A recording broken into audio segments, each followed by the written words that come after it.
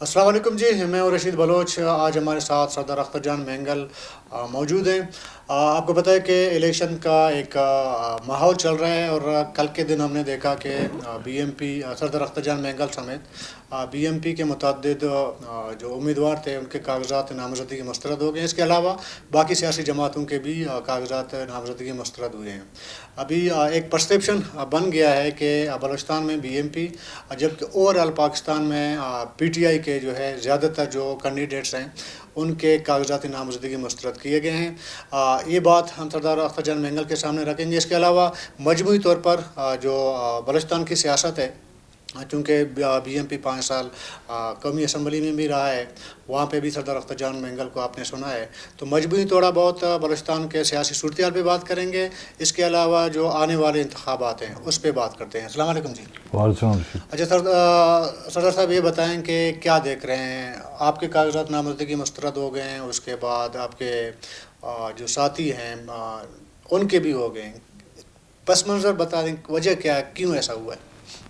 रशीद, पाकिस्तान की पार्लिमानी या जमहूरी सियासत पर अगर हम नज़र डालें, मेरे ख्याल में तारीख़ के औराक को पलट कर देखें तो आपको हर इलेक्शन में कहीं पे छोटे क्वेश्चन मार्क्स और कहीं पे बड़े सवालिया निशान जो है नज़र आएंगे। 60 की दहाई के इलेक्शनों को देखें, फिर 70 के इलेक्शन दहाई में जो इलेक्शन हुए, वो जिनको कहा जाता है कि किसी हद तक वो इलेक्शन जो है फ्री एंड फेयर हुए थे, लेकिन उन इलेक्शन के नताइज को भी कबूल नहीं किया गया। और ना कबूल करने की सूरत हाल में एक खूनरेज़ी हुई, लाखों की तादाद में लोग मारे गए और इक़्तिदार से दस्तबरदार होने की बजाय उन्होंने जो है ना मुल्क गंवाना गवारा किया। मुदाखलतें इलेक्शन में होती रही हैं, हो रही हैं। कोई उसके बाद की जो भी इलेक्शन है, कोई एक आप इलेक्शन की मुझे मिसाल दे दे कि हाँ वाक़तन ये इलेक्शन जो है फ्री एंड फेयर हुए जिसमें मुदाखलत नहीं की गई है। कहने को तो हर इलेक्शन को ये कहा जाता है कि जी कोई मुदाखलत नहीं की जा रही, नहीं होगी। इदारों की तरफ से भी स्टेटमेंट आते हैं, निगरान हुकूमतों की तरफ से आते हैं, हमारी जो आला अदलियाओं की तरफ से भी इस तरह के बयान आते हैं। लेकिन जब नताइज उसके सामने आते हैं तो दूध का दूध पानी का पानी नज़र आ जाता है। ये इलेक्शन भी हम नहीं समझते कि उन इलेक्शनों से मुख्तलिफ होंगे।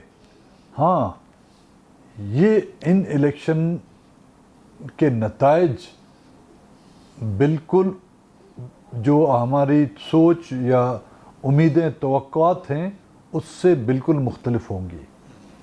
हमेशा इलेक्शन को मैनिपुलेट करने के जो मराइल हैं उनसे अपनाया जाता है।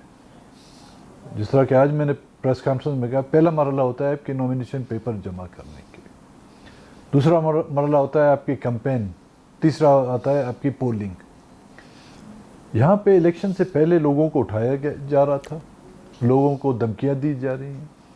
जो आपके नॉमिनेशन पेपर से पहले लोगों को प्रेशराइज किया जा रहा है, लोगों की एफआईआर काटी जा रही है, कैंडिडेट्स को कागजात जमा करने से पहले ही उनको उठाया जा रहा है, उनके तस्दीक करनदा या तायद करनदा को उठाया जा रहा है। जो जिस इलेक्शन की बुनियाद जिसकी इब्तिदा ये होगी तो उसका इख्तिताम किस तरह होगा वो आप खुद सोचने की बात। अभी तक तो हम कैंपेन में गए नहीं हैं।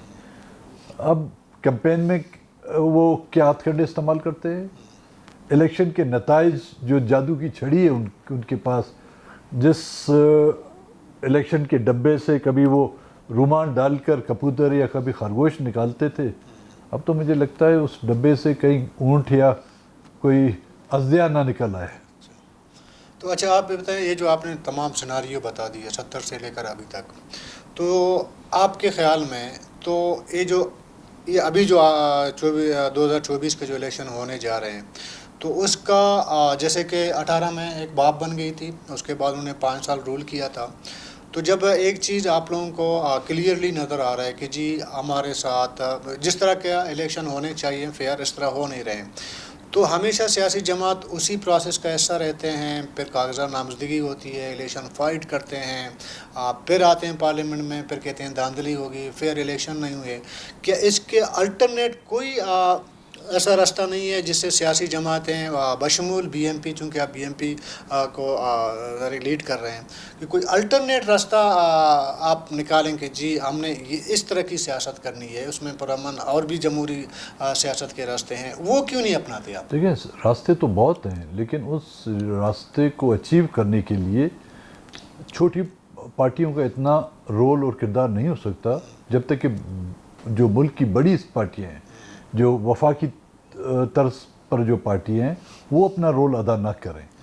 بدقسمتی رہی ہے کہ یہاں کی جو بڑی سیاسی جماعتیں ہیں وہ ایک میوزیکل چیئر کے گیم میں پھنسی ہوئی ہیں کہ کب کرسی کس کی خالی ہو وہ وہاں پر جا کے اس کرسی پر بیٹھ کر اپنا منصب سنبھالیں۔ جس طرح کہ آپ نے کہا ایک زمانے میں باپ کو لایا گیا تھا، ابھی بھی دیکھیں بالخصوص بلوچستان میں ایک زمانہ تھا جب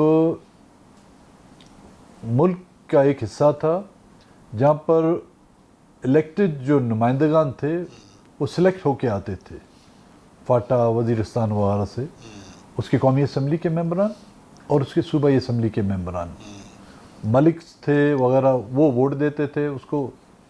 تو وہ لوگ جو ہے نا باقاعدہ ہمارے اداروں کے کہنے پر حکومت کا ساتھ بھی دیتے تھے، حکومت میں شامل بھی ہوتے تھے، اور جس وقت ضرورت پڑتی تھی ایک ہی اشارے پر وہ نکل جاتے تھے اور وہ حکومتیں زمین بوس ہو جاتی تھی، کیونکہ وہ علاقے اب مرج ہو گئے ہیں خیبر پختونخوا میں۔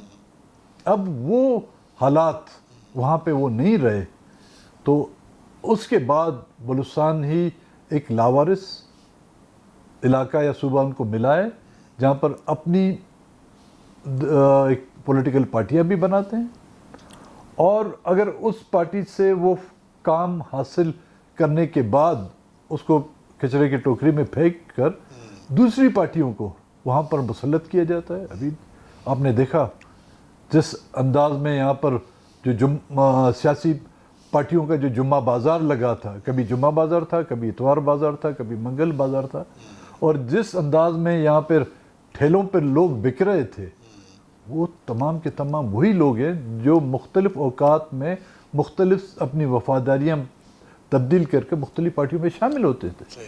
تو وہ ایک ہی اشارے کے انتظار میں کہ ان کو کب اشارہ ملے گا کس پارٹی میں جانا ہے۔ آپ نے یہ بھی اندازہ کیا ہوگا کہ کوئی ایسے لوگ تھے جنہوں نے 3 مہینوں میں تین پارٹیاں بدلی ہیں۔ تو یہ اب اس ہمارے ریاستی اداروں کی ایک سمجھے وہ ایک جو ضرورت تھی، جو ایک زمانے میں فاٹا وغیرہ ادا کر رہے تھے، اب وہ بلوچستان سے جو ان کی ضرورت پوری ہو رہی ہے، اور بڑی جو مین ایکسٹریم پولیٹیکل پارٹی ہیں وہ ان کی اعلیٰ کار بنی ہوئی ہیں۔ اچھا یہ دیکھیں، یہ تو بات دیکھیں ہمیشہ ہم سنتے ہیں، ابھی جو آپ نے کہا، ابھی ان سیاسی جماعتیں یا جو سیاسی پرسنالٹیز ہیں، جیسے آپ نے کہا جمعہ بازار، اتوار بازار، کاؤنٹر کرنے کے لیے ہم دیکھ رہے ہیں کہ جو میں بلوچستان کی بات کروں اور پاکستان کی بات نہیں کر رہا ہوں، تو یہاں کی جو سیاسی جماعتیں جو یہ سمجھتی ہیں یا ان کا یہ دعویٰ ہے کہ ہم عوام کی، اپنے صوبے کی، اپنے لوگوں کی سیاست کر رہے ہیں، تو پھر کاؤنٹر کیوں نہیں کر پا رہے ہیں کہ اتنا ظاہر ہے صرف بی ایم پی نہیں ہے، باقی بھی سیاسی جماعتیں بلوچستان میں، رونا وہی ہے، گلے شکوے وہی ہیں جو آپ کہہ رہے ہیں، ہر سیاسی جماعت کی لیڈرشپ سے یا بلوچستان کی بات کریں وہی بات ہیں وہ کہیں گے جو آپ کہہ رہے ہیں، تو ان کو مل کے کاؤنٹر کیوں نہیں کیا جا سکتا؟ دیکھیں مل کے، اب کہنے کو تو ہم سب قوم پرست ہیں، لیکن جو حقیقی بلوچستان کے ایشوز ہیں جس میں حقیقتاً ہم ایک قوم کہلانے کے لائق ہوتے ہیں، ان کو ہم پس پش ڈال دیتے ہیں۔ ہماری پرائیورٹی میں جب تک وہ ایشوز ہماری ٹاپ لسٹ میں نہ ہوں، اور ہماری مینیفیسٹو میں یا ہمارے ترجیحات میں الیکشن اور پارلیمنٹ ہوگا ترجیحات میں، تو ظاہر ہے تو ہم کوشش یہ کریں گے کہ ہم کس طرح پارلیمنٹ میں پہنچیں۔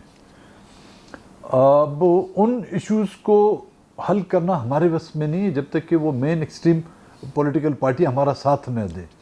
وہ اس لیے آپ کا ساتھ نہیں دیتے کیونکہ بلوچستان ان کی ترجیحات میں شامل نہیں ہے. چند ایک سیٹیں ان کی ترجیحات میں ہیں. اگر ہم 4 سیٹیں جیت کے آتے ہیں, ان کی ضرورت ہے, تو اختر مینگل جو ہے نا ان پولیٹیکل پارٹیوں کے سربراہان کے دائیں ہاتھ پہ بھی بیٹھ سکتا ہے. اگر وہ ضرورت ہے تو محمود خان بھی ان کے دائیں ہاتھ پر بیٹھ سکتا ہے. اگر وہ سیٹیں ڈاکٹر مالک کے پاس ہے تو وہ دائیں ہاتھ پر وہ بھی بیٹھ سکتا ہے. اگر ان کی نہیں ہیں ان کے پاس یہ سیٹیں, تو ہم ان کی فون کے کنٹیکٹس میں بھی ہم ڈیلیٹ ہو جاتے ہیں. تو ہم جتنی بھی کوشش کریں, بلوچستان کے لوگ جتنی بھی کوشش کریں, پولیٹیکل پارٹیاں جتنی بھی کوشش کریں, ہم چاہے اکٹھے بھی ہو جائیں, ہم لاہور کی قومی اسمبلی کی سیٹوں کی برابری نہیں کر سکتے. تو لاہور کو خوش کرنا ان کے لیے آسان ہوگا, بلوچستان کو ان کو لیے خوش کرنا مشکل ہوگا. لاہور کی ضرورتیں وہ پوری کر سکے گی, لیکن بلوچستان کے مسائل کو حل کرنا وہ اس قوت کو ناراض نہیں کرنے چاہیں گی جس قوت کے ذریعے سے وہ اقتدار میں آ سکتے ہیں.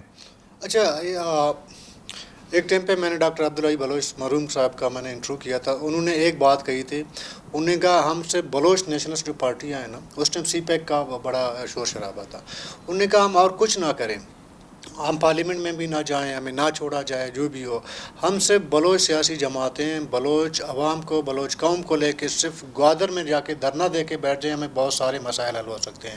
آپ سمجھتے ہیں کہ جو ایشوز ہیں وہ صرف پارلیمنٹ میں حل ہو سکتے ہیں, نہ اس کے علاوہ بھی پرامن طریقے, جدوجہد کے جمہوری طریقے ایسے ہیں جس سے آپ اپنے مسائل حل کروا سکتے ہیں؟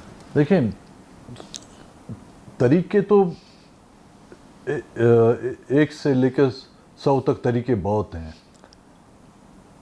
یہ نہیں کہہ سکتا کہ صرف پارلیمنٹ کے ذریعے سے حل ہو سکتے ہیں, اور کوئی یہ بھی نہیں کہے گا کہ ہم صرف سڑکوں پر بیٹھ کے ان مسئلوں کو حل کر سکتے ہیں. جب عوامی قوت آپ کے ساتھ ہو, وہ آپ کو پارلیمنٹ تک بھی پہنچا سکتی ہے. عوامی قوت آپ کے ساتھ ہو تو آپ سڑکوں اور میدانوں میں نکل کر سرکار, حکومت اور ریاست کو مجبور کر سکتے ہیں. لیکن یہ دونوں طریقے آپ کی ریاست کو منظور نہیں. آپ سڑکوں پر نکلتے ہیں, آپ پر لاٹھیاں برسائی جاتی ہے. آپ کا پولیٹیکل ورکر اگر کچھ لکھتا ہے سوشل میڈیا میں, اس کو اٹھایا جاتا ہے. آپ کا دانشور اگر کہیں پہ کھڑے ہو کر اپنی بساط کے مطابق آپ پر ہونے والی زیادتیوں کا ذکر کرتا ہے, اس کو گولی مار دی جاتی ہے. آپ کا جو آپ کی لیڈرشپ ہے اسمبلی میں اس جرات کا مظاہرہ کرتا ہے تو اس کو ڈسکوالیفائی کیا جاتا ہے. مطلب جدوجہد کے تمام راستے, چاہے وہ عوامی جدوجہد سے ہوں, سڑکوں پہ ہوں یا پارلیمنٹ کو, وہ تمام کے تمام آپ کے لیے بند کیے جا رہے ہیں. اچھا, آپ یہ سمجھتے ہیں کہ جو پارٹیاں ہم ادھر دیکھ رہے ہیں کہ 2013 میں نیشنل پارٹی ہے تو بی ایم پی نہیں ہے, 18 میں بی ایم پی ہے تو نیشنل پارٹی نہیں ہے, اسی طرح پی کے میپ کی آپ بات کریں, باقی سیاسی جماعتوں کی بات کریں, تو اس طرح پہلے سے اندازہ ہو جاتا ہے کہ آنے والے الیکشن میں کون سا جو آپ کے کانفرنس جماعت ہے وہ اس دفعہ پارلیمانی سیاست میں, پارلیمنٹ میں زیادہ نظر آئے گا, کہ کون سی جماعت ہے جو آئندہ میں نظر نہیں آئے گا. تو آج کا جو سیناریو ہے, تو آج آپ کسی بھی بلوچستان کے کسی بھی بچے سے بھی بات کریں تو وہ یہی کہے گا کہ جی بی ایم پی آنے والے پارلیمانی سیناریو میں پارلیمنٹ کے اندر نظر نہیں آ رہے. یہی 2018 کو شاید نیشنل پارٹی کے بارے میں تھی. یہ پرسیپشن بنتے ہیں, تو یہ اس پرسیپشن کے پس منظر آپ کیا سمجھتے ہیں کہ پہلے سے سیاسی جماعتوں کا مقتدرہ کے ساتھ کوئی ڈیل کا نتیجہ ہوتا ہے, لوگ یہ پرسیپشن بناتے ہیں, یا کوئی اور وجہ بنتی ہے؟ پھر یہ دیکھنے میں بھی آتا ہے کہ جو پارٹی ہماری جماعتیں پہلے حکومت میں رہتی ہیں, پارلیمنٹ میں رہتی ہیں, اگلی بار بھی وہ نظر نہیں آتی ہے. یہ بھی ایک دو چیزیں آپ کو نظر آئی ہوں گی. اس کی وجوہات ایک نہیں کئی ہیں. ایک تو جب آپ پارلیمنٹ میں رہتے ہیں یا حکومت میں رہتے ہیں, لوگوں کی توقعات جو ایکسپیکٹیشن آپ سے ہوتی ہیں وہ شاید آپ پوری کر نہیں پاتے, چاہے وہ پولیٹیکل ہو, چاہے وہ ڈیولپمنٹ ہو, یا آپ کی امپلائمنٹ کی ہو, क्योंकि बेरोज़गारी और अंडर डेवलपमेंट के हवाले से बलूचिस्तान जो है ना, मेरे ख्याल में दुनिया की उस सर्वे के मुताबिक टॉप ऑफ द लिस्ट होगा।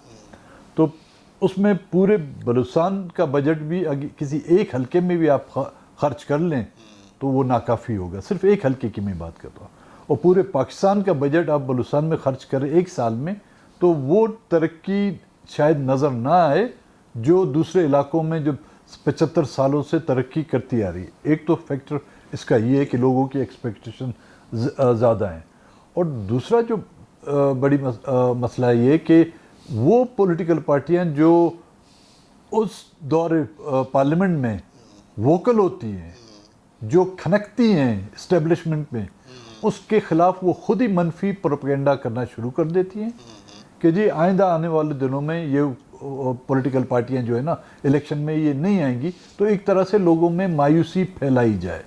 लेकिन उसके साथ साथ जब आपके नॉमिनेशन पेपर्स को रिजेक्ट किया जाता है, तो वो सेकंड जो मैंने बात दूसरी कही थी उसकी तस्दीक हो जाती है कि वो असल में ख़ुद इनको आने नहीं देना चाहते।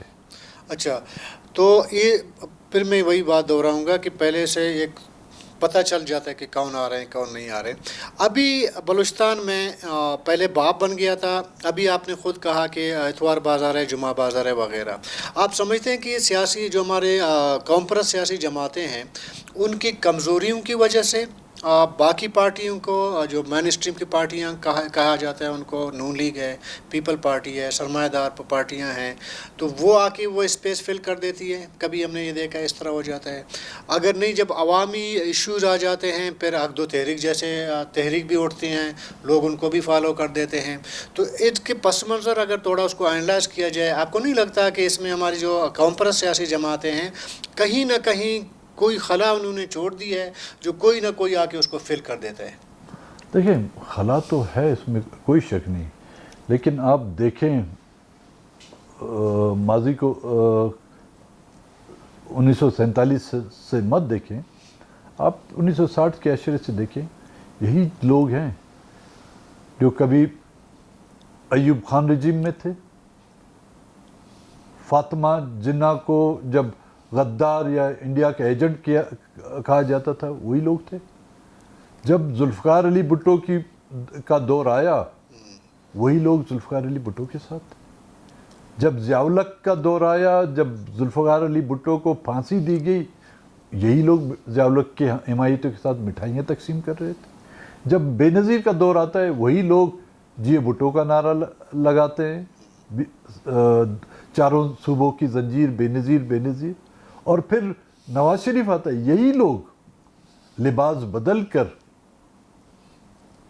तलवार हाथ में जो थी, फिर वो जो है शेर की सवारियाँ करते हैं और कभी साइकिल की सवारियाँ करते हैं।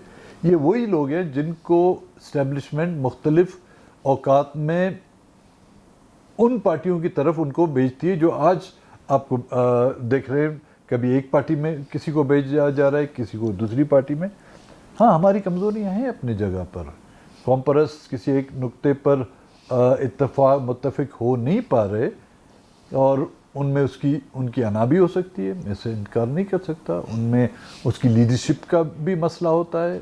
वो आपकी टॉप लीडरशिप से लेके आपकी निचली जो ज़िले सतह पर लीडरशिप है, उनकी आपस में रंजिशें हो सकती है, उनकी पसंद और नापसंद भी हो सकती है। और सबसे बड़ा मसला है कि जी ये सीट मेरी है, ये सीट मुझे मिलनी चाहिए। वो पार्लियामान या पार्लियामेंट तक पहुंचने की जो बात होती है। तो मैंने इसलिए कहा कि जी इलेक्शन से बहुत देर से पहले, आप जब उस वक्त इलेक्शन का नाम तक नहीं था, आप छोड़ें, आए बलूचिस्तान के इन मसलों पर आप बैठ कर हम एक मुत्तहद इत्तेहाद बनाएं, और हमारा मंशूर और मकसद इन मसलों को हल करना है। लेकिन कोई आने के लिए तैयार नहीं है। अब जब इलेक्शन आ गए हैं तो हर कोई कहता है कि जी हमसे इत्तेहाद करें। ये जो आप बात करें ना इत्तेहाद के इलेक्शन के अलावा, तो इसमें कभी सरदार अख्तर जान मैंगल ने ख़ुद पहल की है कि डॉक्टर मालिक साहब से रब्ता करे, या कोई और लीडरशिप है, बाकी छोटे मोटे जमातें تک ایک پہل کرے جی آئیں بیٹھیں, تاکہ رشید کو پتہ چلے کہ جی سردار اختر جان مینگل نے تو پہل کر دی ہے لیکن باقی نہیں مان رہے. ہم نے اس سلسلے میں کئی دفعہ کمیٹیاں بنائی ہیں تمام پولیٹیکل پارٹیوں سے رابطہ کرنے کے لیے. ہم نے اس وقت جب ڈاکٹر مالک کی حکومت تھی, جب وہ وزیر اعلیٰ تھے, سی پیک کے حوالے سے ہم نے سیمینار رکھے, ان کو دعوتیں دی ہم نے. وہ سی پیک جب آج بھی آپ پرانے اخبار دیکھیں, ان کی اسٹیٹمنٹ ہے کہ جی سی پیک سے جو ہے بلوچستان کی قسمت بدل جائے گی, بلوچستان میں دودھ اور شہد کی نہریں جو ہے نکل آئیں گی. لیکن آج وہی اپنے اس موقف سے وہ پیچھے ہٹ گئے ہیں کہ نہیں جی سی پیک جو ہے بلوچستان کی تباہی کا باعث بنا ہے. اور سی پیک بنا کب, سی پیک کی بنیاد کب رکھی گئی, سی پیک کے سگنیچری کون تھے, سی پیک کے معاہدات میں گوان کون تھے, کم سے کم اس کو بھی تو دیکھیں. اچھا, بات لمبی ہو رہی ہے. محمود خان عزیزی صاحب نے ایک پبلک گیدرنگ میں کہا تھا کہ بلوچستان کے مسائل اتنے زیادہ ہیں, بلوچ صرف اس کو حل نہیں کر سکتا اکیلے. اس کے پاس سمندر ہے, اس کے پاس سونا ہے, اس کے پاس بہت سارے وسائل ہیں. ایز اے پشتون آئیں بیٹھیں, ایز اے پشتون نمائند میں بلوچ آئیں, میں نے بلوچوں کو دعوت دی ہے, آئیں بیٹھیں, اکٹھے ہوتے ہیں, اتحاد کر لیتے ہیں, تو اپنے مسائل ہم مل کے حل کر سکتے ہیں بلوچستان میں. دیکھیں, خان صاحب میرے لیے قابل احترام ہیں. انہوں نے میرے والد صاحب کے ساتھ اکٹھی سیاست کی ہے. پورنم میں ہم سب اکٹھے تھے, ہم صرف بلوچ اور پشتون اکٹھے نہیں تھے, ہمارے ساتھ سندھی بھی تھے, ہمارے ساتھ سرائکی بھی تھے, اور ان تمام, اور اس کا نام تھا محکوم قوموں کا اتحاد. وہ تمام محکوم اقوام اس میں شامل تھے. جس طرح کہ بلوچ محکوم و محروم ہیں, جس طرح پشتون محکوم و محروم ہیں, اسی طرح سندھی اور سرائکی محکوم و محروم ہیں. ان تمام کے مسائل کے حل کے لیے پونم کا ایک پلیٹ فارم بنایا گیا تھا. اور جب قیادت ان کو دی گئی تو پونم کہاں گیا؟ قیادت تو ان کے ہاتھ میں تھی نا. جب تک والد صاحب کے ہاتھ میں تھی, پونم ماشاءاللہ اس کے جلسے جلوس, وہ تحریک بڑی اچھے انداز میں آگے جا رہی تھی. تو یہی قیادت ہم نے محمود خان صاحب کو دے دی کہ وہ اس کو لیڈ کرے. تو پونم اگر ہے, زندہ ہے, تو ان کو پتہ ہے. پونم کو کی اگر تدفین کی گئی ہے تو بھی وہ محمود خان صاحب کو پتہ ہوگا. کیا وہ نامعلوم قبرستان میں دفنائی گئی ہے یا معلوم قبرستان میں دفنائی گئی؟ اچھا, اس بارے میں جب ہم ان سے پوچھتے ہیں, وہ کہتے ہیں کہ جب پونم کے پلیٹ فارم موجود تھا تو پھر 4 جماعتی اتحاد کی بنانے کی ضرورت نہیں تھی. تو اس بارے میں کیا کہیں گے؟ نہیں, 4 جماعتی اتحاد تب بنا جب بلوچستان میں, بالخصوص بلوچ ایریا میں جب آپریشن شروع ہوا, جس پر ہم سمجھتے تھے کہ پونم نے جو اسٹینڈ لینا تھا وہ اسٹینڈ نہیں لے رہی تھی. ظاہر ہے اب ایک وسیع اتحاد ہوتا ہے, ایک علاقائی اتحاد ہوتا ہے. یہاں تک کہ پولیٹیکل پارٹیوں میں الیکشن کے حوالے سے ضلعوں میں, مخصوص علاقوں میں اتحاد کی جاتے ہیں. اور بلوچستان میں اس وقت آگ جلنا شروع ہوئی تھی. اس پر پونم کی قیادت نے جب ان ایشوز پر جو ہے نظر اندازی کی تو پھر یہ 4 جماعتی اتحاد بنا کہ ان ایشوز کو ہائی لائٹ کریں. ہونا تو یہ چاہیے تھا کہ اسی پونم کے پلیٹ فارم پر وہ اس کا اس پر اعتراض کرتے, اور وہی پولیٹیکل پارٹیاں, اس میں سے 2 تو آپ کی آلریڈی پونم کا حصہ تھی, وہ ان 2 کو بھی دعوت دیتے, ان کو پونم کا حصہ بناتے اگر ان پر اعتراض تھا تو. اچھا, پھر میں آ جاتا ہوں نئے اس میں.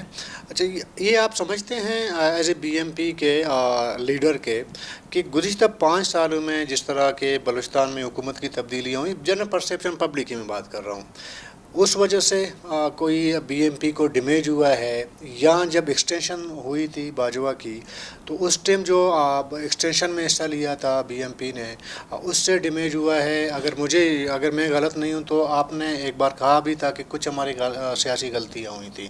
کیا وہ جو سیاسی غلطیوں کی آپ بات کر رہے ہیں, آپ ایکسٹینشن اور قدوس بزنجو کو وزیر اعلیٰ بنانے کی تھی؟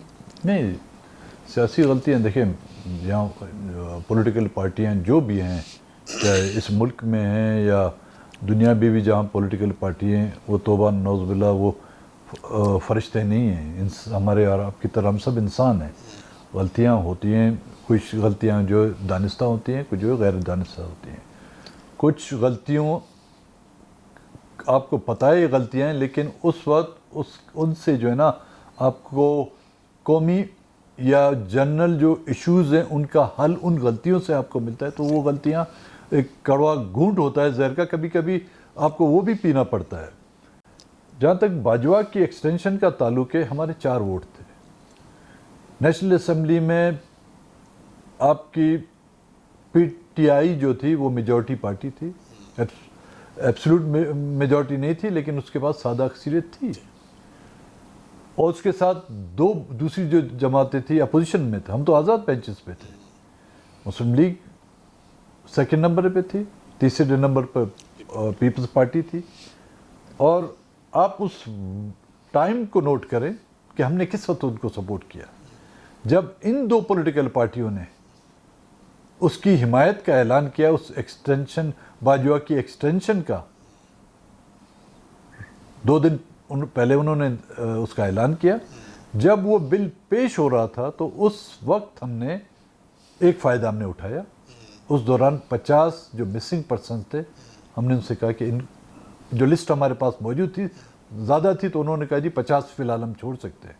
اس کے بدلے میں ہم نے وہ 50 آدمی چھوڑا۔ اگر ہم نہ بھی اس میں ووٹ داتے، بالکل اس میں ہم اس گناہ میں شریک دار نہیں ہوتے، لیکن وہ گناہ بھی ایک لذت یافتہ گناہ تھا، جس کی وجہ سے ہم نے 4 خاندانوں میں جو ہے خوشی لا سکے۔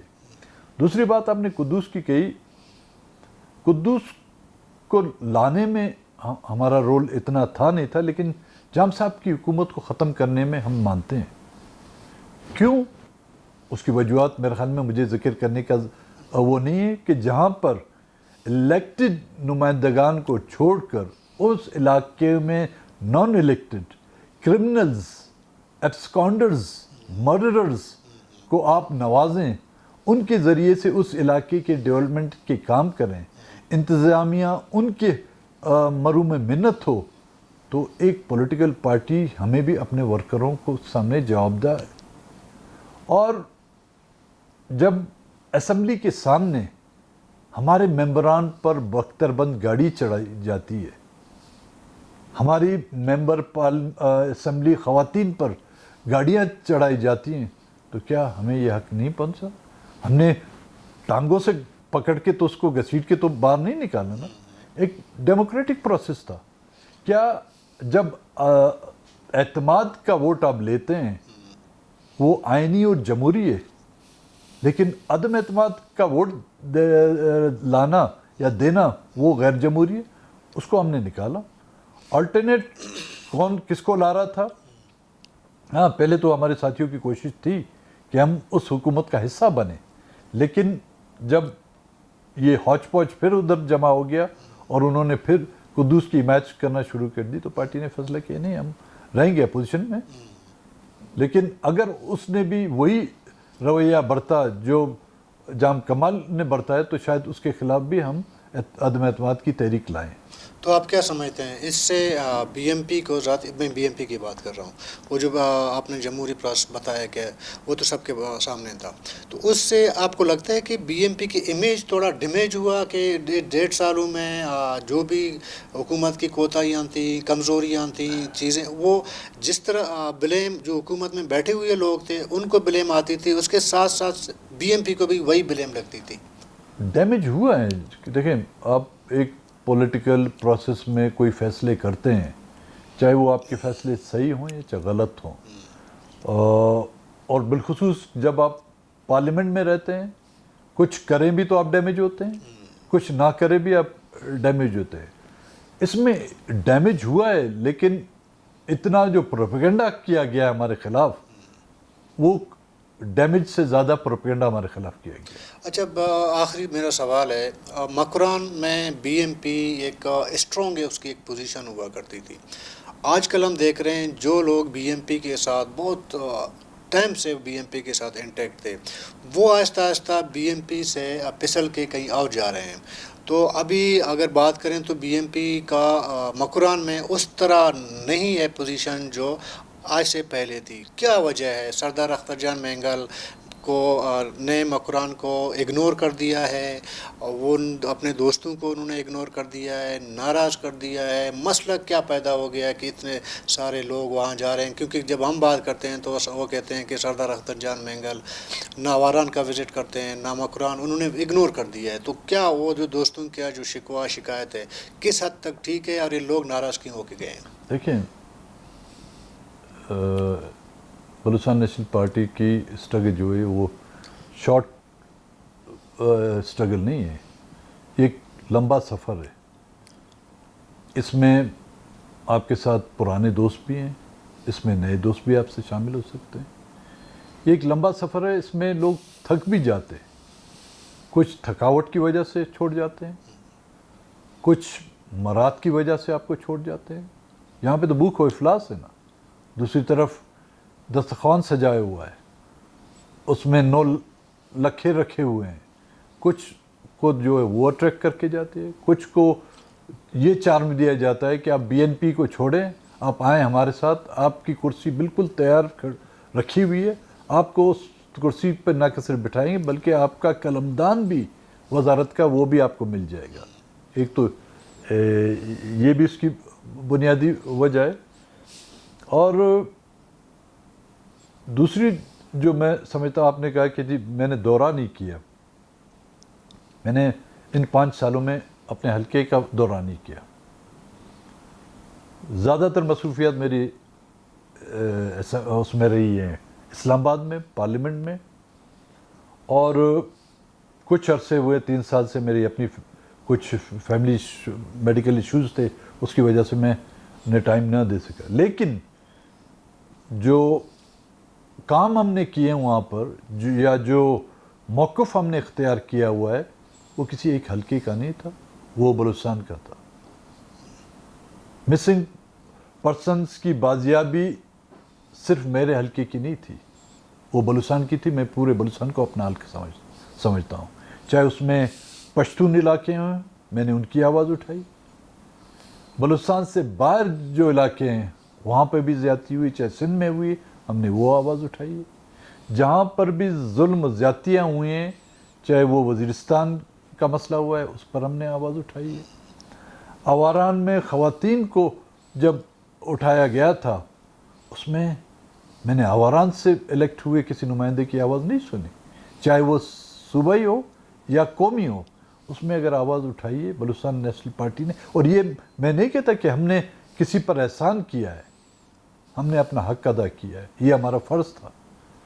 اور دورے میں بالکل آج دن تک میں نے ناقص مکران، میں نے جالاوان، سراوان، اپنے حلقے کا جو بھی میں دورہ نہیں کر سکا ہوں. لیکن مسئلہ دوروں کا نہیں ہے، مسئلہ کیا وہ ایشوز پر کیا ہم خاموش رہیں؟ کیا وہ ایشوز ہم نے ریز نہیں کیے؟ کیا حکومت کے سامنے ہم نے مجموعی بلوچستان کے ایشوز اگر ان کے سامنے 6 نکات کی شکل میں نہیں رکھے ہیں تو بالکل اس کی جو سزا میں دینی چاہیے اس سے دگنی دیں. اچھا، آخری میں پھر دوبارہ کہوں گا آخری سوال. اچھا، آپ نے پریس کانفرنس میں کہا کہ اگر ہم سپریم کورٹ تک جائیں گے، اگر کاغذاتی نامزدگی کا مسئلہ حل نہیں ہوتا تو ہم عوام میں جائیں گے. عوام میں جانے کا تو ایک ہی جو مجھے سمجھ آتی ہے اس میں یہ ہے کہ آپ الیکشن کے بائیکاٹ کی طرف جا رہے ہیں. تو واقعی عوام سے مطلب الیکشن کا بائیکاٹ تھا یا نہیں؟ اگر جو جن کے کاغذات نامزدگی منظور ہوئے ہیں اگر کوئی جیت جاتے ہیں وہ پارلیمنٹ میں بیٹھیں گے، سردار اختر جان مینگل کے کاغذات نامزدگی منظور نہیں ہوتے تو وزارت پارلیمنٹ میں نہیں ہوگا، وہ سڑکوں چوراہوں پر ہوگا. دونوں صورتوں میں دیکھیں آپ، ضروری نہیں کہ میں پارلیمنٹ میں جاؤں، لیکن ہمارا الٹرنیٹ تو چھوڑیں. ہم نے اپنے متبادل کینڈیڈیٹ بھی رکھے تھے، ان کو بھی ریجیکٹ کر دیا گیا ہے بہت سے حلقوں سے. جو مین کینڈیڈیٹ تھے ان کو انہوں نے ان کے کاغذات جو ہے ریجیکٹ کر دیے. اب ہم بائیکاٹ کرتے ہیں، حکومت خود ہمیں جب ریجیکٹ کر رہی ہے تو میرے خیال میں ہمیں بائیکاٹ کی نوبت ہی نہیں آئے گی. تو پھر ہم عوام میں جائیں گے کہ ہم قومی جمہوری سیاست کر رہے ہیں بلوچستان میں، ہم پارلیمانی سیاست کر رہے ہیں. جب حکومت ہمیں پارلیمان کی سیاست کرنا نہیں دیتی تو پھر ہم عوام کے پاس جائیں گے کہ جی اب ہمارے پاس راستہ کون سا ہے. آج میرا پولیٹیکل ورکر اور آج میرا کیڈر پولنگ پہ 8 گھنٹے کھڑے ہو کر ہمیں ووٹ دینے کے لیے اس قطار میں کھڑا ہوتا ہے. کل جب آپ اس کو اس قطار سے نکالیں گے تو وہ کہاں جاتا ہے, کس جماعت میں جاتا ہے؟ آیا وہ بی این پی کی سیاست سے ناخوش ہوتا ہے؟ جس طرح کہ ابھی آپ نے کہا کہ ہمیں چھوڑ کے جا رہے ہیں, ممکن ہے وہ ہمیں چھوڑ کے جائیں. وہ کسی ملیٹنسی کی طرف جاتا ہے, وہ کسی وفاقی پارٹی کی طرف جاتا ہے, وہ کسی مذہبی جماعت کی طرف جاتا ہے, تو پھر اس کا گلہ ہم سے نہ کریں. Thank you sir.